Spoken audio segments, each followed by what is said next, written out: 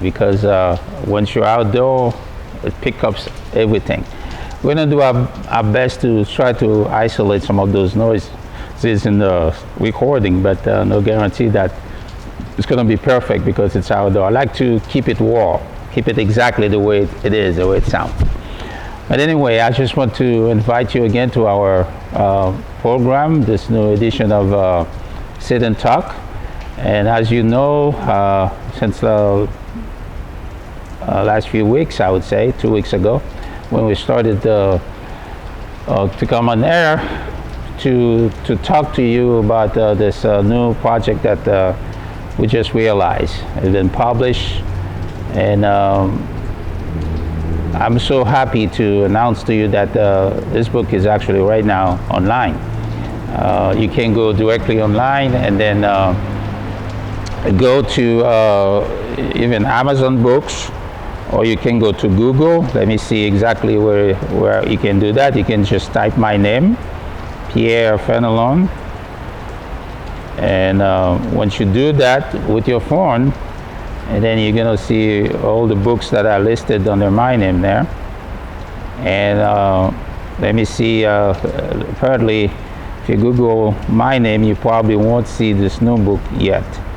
But I guarantee you, if you keep looking, for instance, if you go to Amazon, instead of typing my name, go to Amazon Books. I'm gonna do this right now. Amazon Books. Sorry, I can show you what I'm doing here. And then once you get to Amazon Books, and the next thing you do, let me see if I can find my way. It's a little bit difficult doing what I'm in the air, but if you go to Amazon Books this way, and then once you go to Amazon, it's not giving me what I'm looking for. Yeah. And then from there, so what I'm trying to do is, and then you type my name from Amazon Books, and then from there you'll be able to take you directly to the list of books that I have here. And you'll be able to see this new book that just came out. Let me see if I can get this thing really going on. I don't know why I'm not able to do that. It's so difficult doing that, what I'm doing here. So you go to Amazon right here, and then it doesn't give me that option, so I can put the things there when you go to Amazon. It's just not doing it. I don't know why. But for some reason, what I'm doing right now, it doesn't work.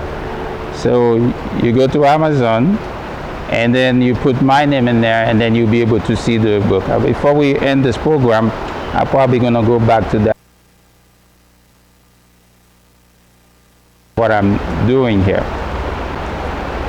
So it's very important anyway. So let's keep that, because it's become a distraction right now. I don't want to focus on this because technology, sometimes it works, sometimes it doesn't work. I don't even know what I'm doing. That could be the reason, you know. Because once you're on Amazon, it should be able to tell you where to put your name or the author's name you're looking for, and that way you'll be able to get the books you're looking. But for some reason, it doesn't give me that chance, you know, and it's kind of like, frustrating, because I want to demonstrate it to you, and for some reason it doesn't show. Yeah. Anyway, today we come back. We're going to talk about again about this book, the same book that we talked about last time, and we're going to dig into it in some of the details about the book. So I answer some of the questions that we had last time. You know, why did I write this book and everything? What is the audience that I'm targeting? You know, about this book. What is the content? You know, of this book? And we discuss all this and we talk about it. Very important, though. But today we're going to discuss about some other things in the book. And I think it's very important that we spend some time to discuss about them, so that way you have really a good view, a good understanding what's in the book. So that would draw our attention to see the reason why you should read it. I think I'm going to be answering that question today. Why do I need you to read this book? Or if I were to ask the question myself, why do I need to read this book? What is so important about it? There are many books out there. Why this book is so important? I'm not sure exactly why it's important to you, but I think the reason being, like I said, the book, the audience is targeting specifically the church, the people in the church. Like I said, that doesn't exclude people outside the church. It only focuses on the people that are within, the borders of the church. Okay? I'm talking about local churches. So, for you who are a churchgoer, a person who loves God, who's serving God in some capacity, like a missionary, or pastor, or deacon, or any type of function that you have in a church, I think this book, you will find it very useful, a good tool for your ministry. Okay? Because we talk about the idea of those philosophical questions about your origin. Who am I? What am I doing here? What is that's the purpose? What am I doing here? Where do I come from? And then what's next after I live here? So where are you gonna go? We all kind of like we some way, somehow, in a distance or very close, you've dealt in the past with the idea of death. Okay, these are very important questions that people grapple with every single day. They don't understand the phenomenon called death. Death is something that I don't think we will ever get used to it. Like I talked to you last time, we talked about death in a way where, when you ask the question, because we know it is appointed for all men, without humanity, to die, to come to a place where you transition from this place to the next, which I don't know what it is, which I don't know what's in the next. You follow? And then we talk about the idea that so many people, many centuries ago, and maybe recently, that have gone, and then none of them ever returned here on this earth again to tell us about what's in the other side, to tell us about their experiences. We know that there are people in the world that have, dreams, or maybe they experience death in some capacity, they said, and then God give them opportunity to get back again to life, and they're trying to share with you their experiences concerning this. I think there are books that are written about that, and also there are movies and documentaries that are put together in order to give you kind of like an impression or an idea of what death is all about. But what I said to you and what I have, discussed in the book, no one, absolutely nobody in this earth from generation past, this generation, and also generation to come will ever be able to tell you what's in death. We don't know that. The only person that we know of, according to history, according to what we read from the Bible, that only Jesus Christ who have been dead and then have raised from the dead and then still alive.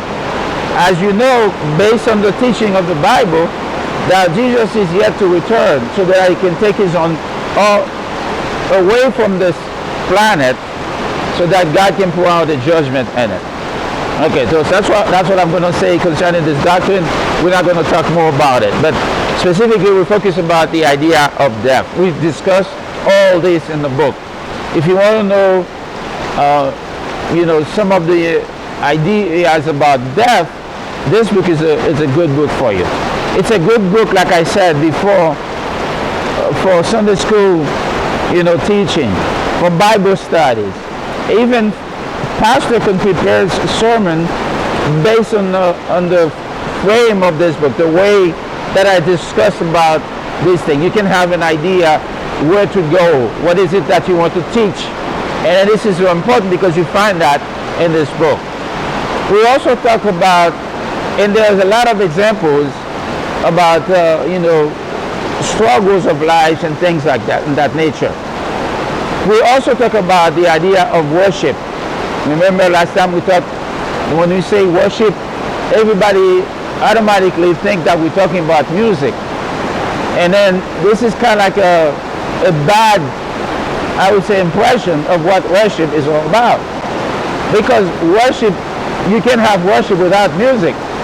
You follow? So worship is something different. Music, it's kind of like, an add-on to it.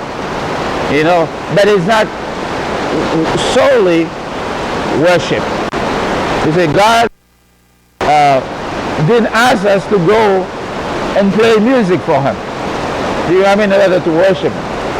We worship God based on what the instruction dictates in his word.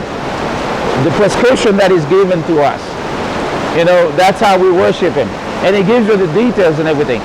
In this book, I have spent a lot of time. I think I have used every single reference that is in the book, in the Bible actually, that talks about music. And I actually give you details, all those references, what they mean. Or I give you a little bit of tidbit of, why this, about this reference for this music, this part of music. We know, if you think about it biblically, there are honorable music, there are also bad music. It's not every music that you can come before God and offer it in order to worship God, in order to come to his presence. Remember the story in the Bible about Cain and Abel. Both of them presented their offerings, but one of them was not acceptable. And therefore God had to do something. You follow? We see churches today, local churches, that are engaged in some type of, all kinds of, I would say, disorder when it comes to music. They don't separate what is acceptable, what is not, what is pure, what is not. Okay? Because it's not that important for them, because they think that God honors everything. No. God only honors what he requires. If he does not require this, then it's not. Oh, it may be good in your eyes. It may sound good. It may even have the name of God in it. But if God does not require it, it means it's not going to be accepted to him. And so we got to learn all these things so we don't think that we're doing God a favor by doing this and that. Well, one time I was in an assembly worshiping, and there was a who was in the choir. And I can see him sitting in the distance. Of course, they also have cameras that are, filming the